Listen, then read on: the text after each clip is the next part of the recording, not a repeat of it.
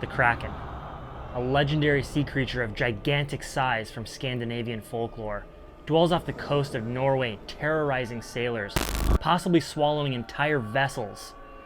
The sheer size and fear... Wait, what am I reading? Who wrote this script? Craig! It's the wrong... Anyways. Kraken MX5. A legendary European exhaust company known for their stout, free-flowing, and possibly bulletproof cast iron exhaust manifold and stainless exhaust components for the Mazda Miata. From the depths of Bulgaria, some say it's the secret to unlocking unethical amounts of horsepower. Well, today, we're going to learn about the Kraken.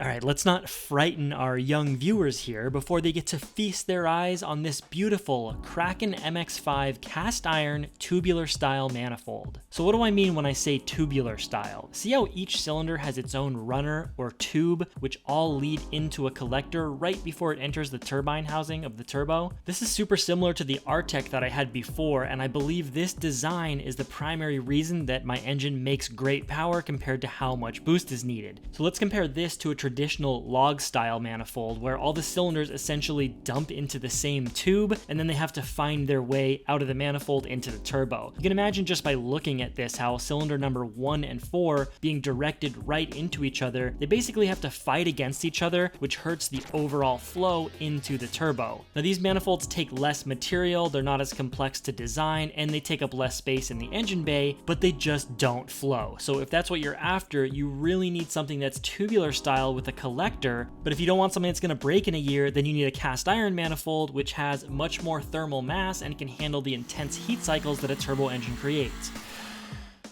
You probably see what I'm getting at here. This manifold really is the best of both worlds, but does it actually flow or does it just look cool? Well, we'll find that out on the dyno day, but today's video is all about just getting it installed. So not only was Kraken gracious enough to send me their cast manifold after they saw my video showing the damage to my old manifold, they also sent me their entire exhaust system to go with it. So for anyone considering this system, now you get to see it up close and personal, hear how it sounds, see how it fits, and in the next video, we're gonna see how it flows. Will the Kraken manifold and exhaust system still get the VVT beast into the 400s? You'll have to watch for the dyno day video to find out. Oh yeah, and then I got a catalytic converter and a test pipe, so I can run the test pipe at the track, run the cat on the street so my car doesn't gas everyone out, and I'll also do a hot swap on the dyno to see how much of an effect that has on power as well. Anyways, let's move on to the install. The first step here is to bolt the turbo to the manifold. Now if you've never done a bottom mount setup before, this is the easiest way to do it. If you install the manifold first, it's really hard to install the turbo afterwards,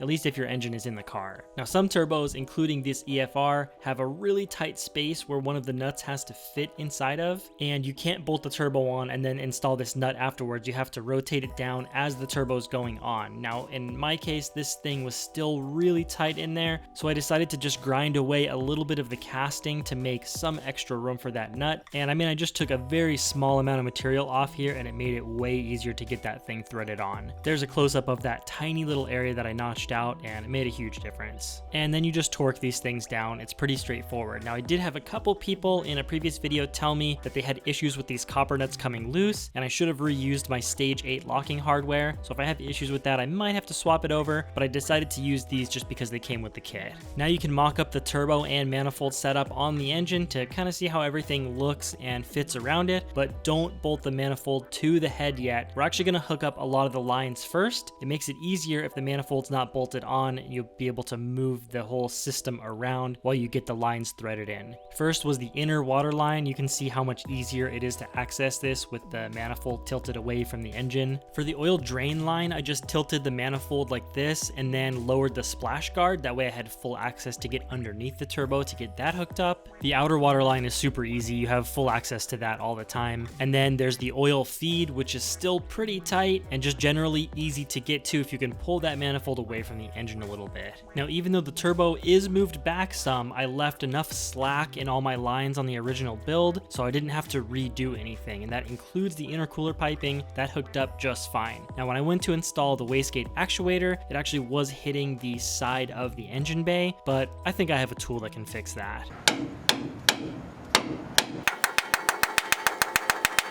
And with that little bit of persuasion, we have plenty of clearance. Don't forget the engine is going to move around a little bit on the engine mounts, so don't have anything too close to the side of your engine bay. Now with the intake installed and all the lines hooked up, the engine bay is pretty much looking complete again, which is very exciting. But before I can fire this beast up again, I have to install the rest of the Kraken exhaust system. So this is a full 3-inch mandrel bent, TIG welded stainless steel exhaust system, and it's fully V-banded, which makes installation and removal of the various parts very quick and easy. Now this system does have a resonator and a muffler, and I've always liked the sound of my car, but I always thought it was a little bit too raspy, and I think this is gonna help with that, but we'll have to find that out later. Now, this system is actually slightly different from the off-the-shelf Kraken exhaust because I have a full drivetrain swap in my car, and I worked together with Kraken, and they did some custom bends and modifications that I'm hoping are gonna help this exhaust fit better, but full 3-inch exhausts are pretty difficult to fit into Miatas, so we're just gonna have to see how it goes. I'll start by snaking the downpipe all the way up to the turbo and then use a floor jack to kind of hold it in place. I find that when you install a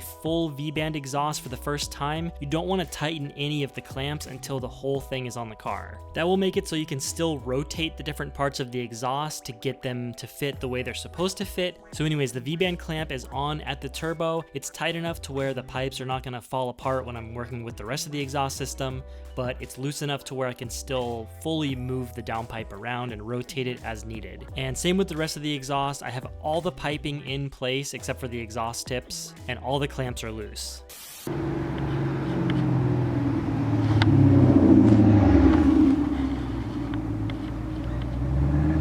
Coming for you.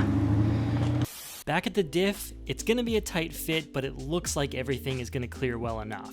And that's nice because I had a lot of clearance issues with the Artec exhaust, not because it was built wrong, but because it was built for a Miata drivetrain, and then I changed everything around, and obviously that changes the clearances. Up at the downpipe, this thing actually has a surprising amount of room to move around between the body of the car, the bell housing of the transmission, and the subframe. With all the clamps tightened down and the exhaust hung, the last thing to do here is install these sweet V-banded exhaust tips, and the reason I like this so much is because you can adjust the height of each exhaust tip individually so it fits perfectly in your bumper and you don't have that annoying low-hanging exhaust tip. Okay, everything almost fits perfectly. I did fail to tell Kraken how wide my diffuser was. Obviously they could have built this system just slightly wider in order to fit, but it wasn't a big deal. All I had to do was trim my diffuser down by about 10 millimeters on each side, and it fits just like the old system did. Well, I can't say it's been the most enjoyable 2 days. It's been very hot and sweaty and a lot of just rolling around on the ground exhaust work. But everything seems to fit okay. Just changed the oil, motor's filled up with coolant. I think everything's hooked up and it's time to fire it up. Please don't blow up in 2 seconds. Oh my God, of course. The dead battery. If it ain't one thing, it's another. I tell ya. All right, let's see if this thing will actually start.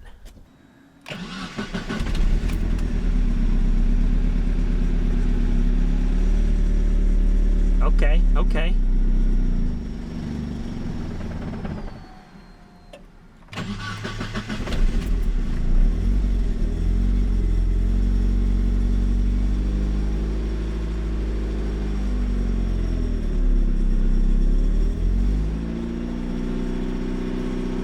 Got a bit of a rattle somewhere. Have to figure out where that is later. Trying to wait for my wideband to start reading so I can make sure AFRs are somewhat normal. Oh, there we go, 13, all right. But it won't run, why?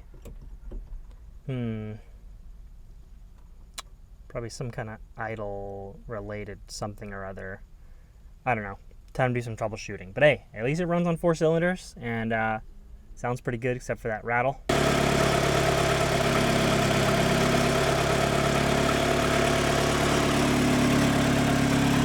Yeah, apparently it was just some idle settings.